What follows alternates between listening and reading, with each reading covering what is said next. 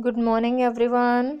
So, as you know, our this practice set is going on in which we are revising very short answer type questions. And on the last turn, I hope we have revised up to question number 10. यहाँ तक हमने revise कर लिया था जिसमें horse और dog का मास दे रखा था and this question also have given as a homework. तो अब हमें स्टार्ट करना है क्वेश्चन नंबर 11 से. ओके तो क्वेश्चन नंबर 11 में क्या दे रखा है, तो उसके लिए फिर again once again I am saying that you should have revised, you should have the complete revision of the chapter work and energy. If you have revised the chapter, then it will be very good to understand all the questions, and if you have not revised, then it will be problematic for you to understand the questions. So it is very important to learn the relations. एक काम करिए, take one paper and write all the formulae, all the relations of chapter work and energy on that, और उसको बार बार revise करते रहिए. It is very important. So 11th question में इसी type का फॉर्मूले से रिलेटेड क्वेश्चन है. What is the condition for work done to be positive. तो आपको पता है 3 टाइप्स के वर्क डन होते हैं, पॉजिटिव, नेगेटिव एंड ज़ीरो. और उनके लिए कंडीशंस हैं कि फोर्स और डिस्प्लेसमेंट में म्यूचुअल रिलेशन कैसा है. तो आपको पता है पॉजिटिव वर्क तब होता है when the body is displaced in the direction of the applied force. जिस डायरेक्शन में फोर्स लग रहा है, अगर उसी डायरेक्शन में बॉडी डिस्प्लेस हो रही है, उसी डायरेक्शन में बॉडी चल रही है, then work done is said to be positive. Okay, work done is positive. तो उसके एग्जाम्पल, बहुत सारे एग्जाम्पल्स हैं. जैसे आप अगर स्प्रिंग को स्ट्रेच कर रहे हैं तो आप जिस डायरेक्शन में फोर्स लगा रहे हैं उसी डायरेक्शन में स्प्रिंग मूव कर रहा है, उसी डायरेक्शन में स्प्रिंग में डिस्प्लेसमेंट हो रहा है. तो व्हाट इज़ द कंडीशन में आपको लिखना है कि if the body is displaced in the direction of applied force, then the work done is said to be positive. उसके बाद क्वेश्चन नंबर 12 है आपका. In this question, in this question write down the relation between kinetic energy and momentum. ये important है. और अगर ये relation आपने नोटबुक में नहीं पढ़ा है, जो चैप्टर चल रहा था उस टाइम नहीं पढ़ा है, तब आपको रिलेशन एक दूसरे में कन्वर्ट करना आना चाहिए. एक फार्मूले को दूसरे फार्मूले में कन्वर्ट कैसे करेंगे. ओके तो relation between kinetic energy and momentum, ये आपको फाइंड आउट करना है. तो देखिए काइनेटिक एनर्जी और मोमेंटम में रिलेशन हम कैसे फाइंड करते हैं, उसके लिए मैं आपको ड्राइव करके दिखा दे रही हूँ कि फाइंड करते कैसे हैं. तो ये फॉर्मूला होता है काइनेटिक एनर्जी का, हाफ एम वी स्क्वायर. ठीक है, ये काइनेटिक एनर्जी है. और मोमेंटम का फॉर्मूला होता है p is equal to m v. ये आपने force and laws of motion में कई बार पढ़ा है. तो P is equal to m v, मतलब इस फॉर्मूले में P आना चाहिए, तो वो रिलेशन होगा काइनेटिक एनर्जी और मोमेंटम के बीच में.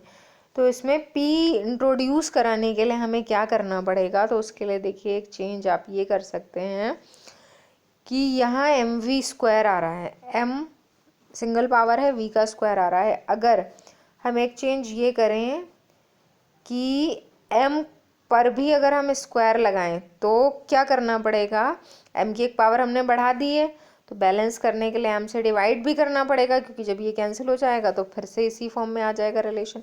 तो हमने ये चेंज किया काइनेटिक एनर्जी वाले फॉर्मूले में, m का स्क्वायर कर दिया और एक m को अपॉन में लिख दिया है. तो आप ये देख रहे हैं जब ये m स्क्वायर वी स्क्वायर हो जा रहा है तो किसका फॉर्मूला बन जा रहा है, एम वी का, क्योंकि एम वी पी होता है. तो एम स्क्वायर वी स्क्वायर क्या हो जाएगा, पी स्क्वायर.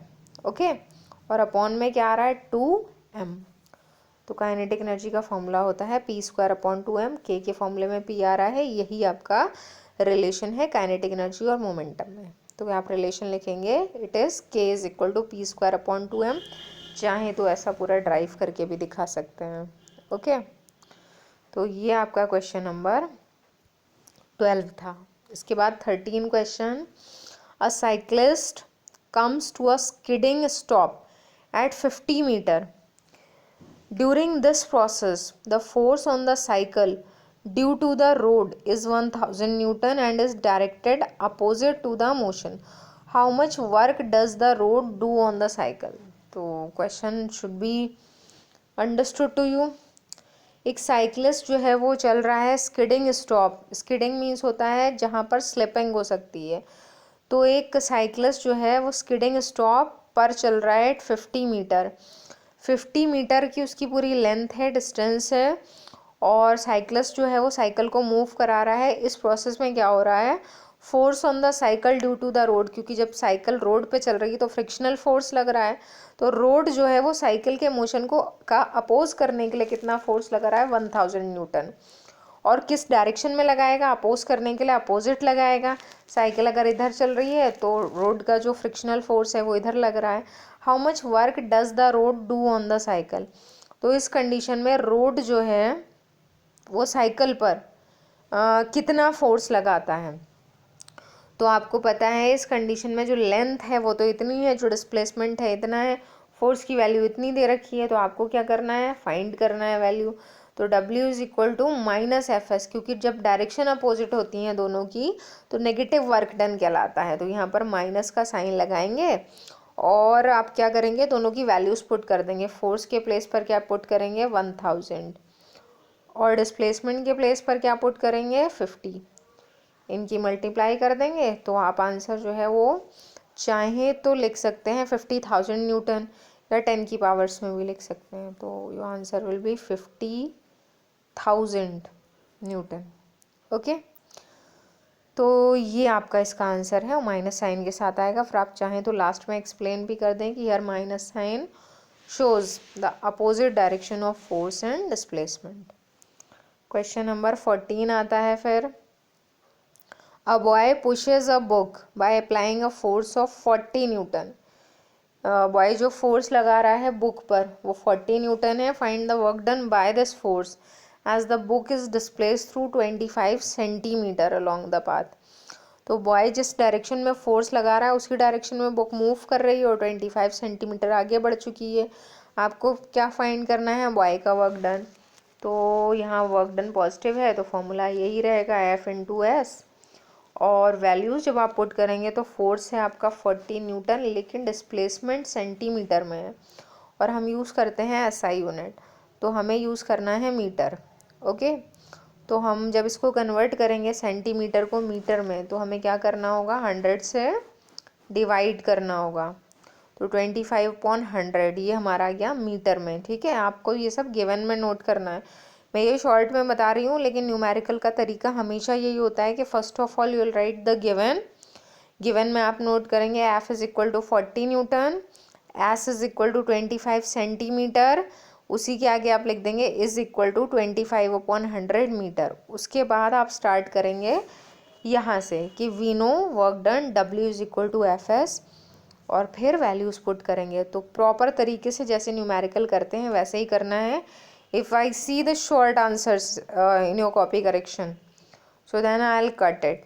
Okay, नोटबुक में फिर कट होगा, और फिर जो कट वाले जो पोर्शंस होते हैं ना वो अच्छे नहीं दिखाई देते हैं, तो इसलिए take care of this.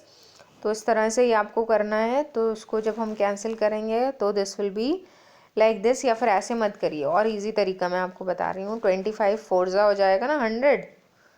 Okay, और फिर 4 से 4 को यहाँ कैंसिल कर देंगे, 10 आ जाएगा। तो आपका आंसर कितना आएगा, 10 जूल।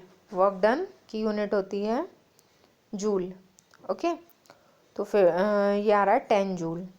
लास्ट क्वेश्चन में भी याद रखिएगा, अगर वर्क फाइंड करना है तो यूनिट क्या होगी, जूल। तो यहाँ तक आपके very short answer type questions थे। तो आपने देखा वेरी शॉर्ट में भी ऐसे क्वेश्चंस आ रहे हैं जो कि कैसे हैं, लेंदी, जिनको कि नोट डाउन करके और बड़ी लैंग्वेज भी लिखनी है, और जो आंसर है उसमें भी कम से कम 5-6 लाइन्स आ रही हैं। तो सारे जितने भी all 1 mark questions are not of 1 line answer. Okay, किसी में ज़्यादा भी लिखना होता है। यहाँ से आपके स्टार्ट हो रहे हैं short answer type 1। Short answer type 1 means these are the questions of 2 marks. ये 2 मार्क्स वाले हैं। शॉर्ट आंसर टाइप 2 जो होते हैं वो होते हैं 3 मार्क्स के। तो उसको हेडिंग को लिख दीजिएगा, और फिर क्वेश्चन नंबर 1 से आपको स्टार्ट करना है। फिर से, state law of conservation of energy and law of conservation of mechanical energy. तो law of conservation of energy तो वही होता है जो आपने पढ़ा है, जो हर एक कंजर्वेशन में आता है कि एनर्जी या मास हो या फिर चार्ज भी होता है, मोमेंटम, जिस भी टाइप का कंजर्वेशन है तो उसमें क्या होता है कि एनर्जी का है तो एनर्जी से स्टार्ट करेंगे। Energy can neither be created nor be destroyed, only it can be converted from one form to another. Energy ना तो क्रिएट होती है ना डिस्ट्रॉय होती है, बस ये एक फॉर्म से दूसरी फॉर्म में कन्वर्ट हो जाती है। स्टार्ट कहाँ से करना, स्टार्ट करना है इट स्टेट्स दैट से, क्योंकि जितने भी लॉज होते हैं उनमें लैंग्वेज लिखी जाती है इट स्टेट्स दैट, उसके बाद आप law of conservation of energy लिख देंगे। उसके बाद आप नेक्स्ट लाइन में डिफाइन करेंगे law of conservation of mechanical energy. Mechanical energy का कंजर्वेशन जो होता है उसका मतलब ये होता है कि सबसे पहले मैकेनिकल एनर्जी जो है उसके 2 टाइप्स होते हैं। मैकेनिकल एनर्जी के टाइप्स हैं kinetic energy and potential energy. Okay, तो मैकेनिकल एनर्जी का कंजर्वेशन ये कहलाता है जैसे अगर आप एक बॉल को ऊपर की तरफ थ्रो करें, ठीक है, तो बॉल जैसे जैसे ऊपर जाती है मैक्सिमम हाइट तक तो इसकी पोटेंशियल एनर्जी इंक्रीज होती जाती है, क्योंकि इसकी हाइट इंक्रीज हो रही है ना ग्राउंड से। तो जब हाइट इंक्रीज होती है तो पोटेंशियल एनर्जी भी इंक्रीज होगी, क्योंकि आपने चैप्टर में कॉन्सेप्ट पढ़ा है कि पोटेंशियल एनर्जी का फॉर्मूला mgh होता है and it depends on the height from which the body is separated from ground. और जो काइनेटिक एनर्जी है वो कौन सी एनर्जी होती है, अगर बॉडी मोशन में है then the body has kinetic energy. तो जब बॉल ऊपर जाती है तो उसकी पोटेंशियल एनर्जी इंक्रीज होती है और इस हाइट पर जाने के बाद उसकी पोटेंशियल एनर्जी मैक्सिमम हो जाती है। और उसकी जो काइनेटिक एनर्जी है, क्योंकि बॉल जैसे जैसे ऊपर जाती है उसकी स्पीड कम होती जाती है और टॉप मोस्ट हाइट पर जाने के बाद बॉल एक छोटे से टाइम इंस्टेंट के लिए, सेकेंड के लिए रुकेगी और फिर नीचे मोशन स्टार्ट कर देगी। तो इसका मतलब जब वो ऊपर जा रही है तो उसकी स्पीड कम होती जा रही है, काइनेटिक एनर्जी कम होती जा रही है और इस पॉइंट पे जाने के बाद काइनेटिक एनर्जी क्या हो जा रही है, 0। लेकिन जब बॉल नीचे मोशन करती है तो उसकी पोटेंशियल एनर्जी घटती जाती है, क्योंकि वो ग्राउंड के क्लोज आ रही है, हाइट कम हो रही है और उसकी काइनेटिक एनर्जी बढ़ती जाती है, स्पीड इंक्रीज होगी नीचे वाली डायरेक्शन में। तो आप देख रहे हैं अपवर्ड्स मोशन में क्या चेंज हो रहा है कि जो उसकी काइनेटिक एनर्जी थी वो पोटेंशियल में कन्वर्ट होती जा रही है और बॉडी जब नीचे आ रही है तो उसकी जो पोटेंशियल है वो काइनेटिक में कन्वर्ट होती जा रही है। तो एनर्जी कहीं एक्स्ट्रा किसी रीज़न से, किसी सोर्स से नहीं आ रही है, बल्कि एनर्जी का कन्वर्जन एक फॉर्म से दूसरी फॉर्म में हो रहा है। तो ये जो दोनों फॉर्म्स का कॉम्बिनेशन होता है यही कहलाती है मैकेनिकल एनर्जी। ठीक है, जैसे कि अगर आप किसी सम को, मान लीजिए आप कोई सम 7 है, ठीक है, दो नंबर्स का सम 7 है, तो आपको क्या करना है, सम को आपसे कहा जा रहा है सम को 7 ही रखना है। दोनों नंबर्स में आप चेंज कर सकते हैं इंटरनल। तो जैसे सबसे पहले आपको दिया गया है कि 2 + 5 होता है 7। अब आप इन दोनों नंबर्स को तो आपस में बदल सकते हैं, किसी को घटा सकते हैं, किसी को बढ़ा सकते हैं, सम 7 ही रखना है। तो आपने क्या किया कि इसको 3 कर दिया, इसको 1 नंबर घटा दिया, बात तो वही रही, ये 7 रहेगा। फिर आपने क्या किया, इसको 4 कर दिया, इसको 3, फिर से 7। तो यही कहलाता है कंजर्वेशन। इसका मतलब जो टोटल वैल्यू है उसमें चेंज नहीं होना चाहिए, आपस में चाहे जितना भी चेंज हो जाए। तो समझ लीजिए ये काइनेटिक एनर्जी है, ये पोटेंशियल एनर्जी है, ये है टोटल एनर्जी। टोटल एनर्जी कैसी रखनी है आपको, कांस्टेंट, उसमें कोई चेंज ना हो। तो काइनेटिक एनर्जी को अगर आपने बढ़ाया तो अपने आप से पोटेंशियल एनर्जी क्या हो जाएगी, कम। तो बस यही प्रोसेस यहाँ भी यूज़ होता है। टोटल एनर्जी का नाम होता है मैकेनिकल एनर्जी और ये जो 2 एनर्जीज हैं, 2 नंबर्स हमने लिए थे, इनका नाम है काइनेटिक और पोटेंशियल। तो law of conservation of mechanical energy का मतलब होता है कि the total mechanical energy of any body always remains constant. Okay, total mechanical energy उसकी हमेशा कांस्टेंट रहती है, but it's kinetic and potential energies can be mutually interchanged. इसका मतलब जो काइनेटिक और पोटेंशियल एनर्जीज हैं वो आपस में बदल सकती हैं। तो क्या होगा, it states that the total mechanical energy of any body remains constant but it's kinetic and potential energies can be mutually interchanged. ये आपका हो जाएगा law of conservation of mechanical energy. ठीक है, उसके बाद हम क्वेश्चन 2 से जो है वो स्टार्ट करेंगे नेक्स्ट टर्न से, क्योंकि अब हमारे पास में 2 पार्ट्स हैं, दोनों पार्ट्स को एक्सप्लेन करना पड़ेगा, क्योंकि यहाँ इसमें लिखा है डिफाइन 1 जूल 1 वॉट। ओके, तो आज आपका रिवीजन यहीं तक है।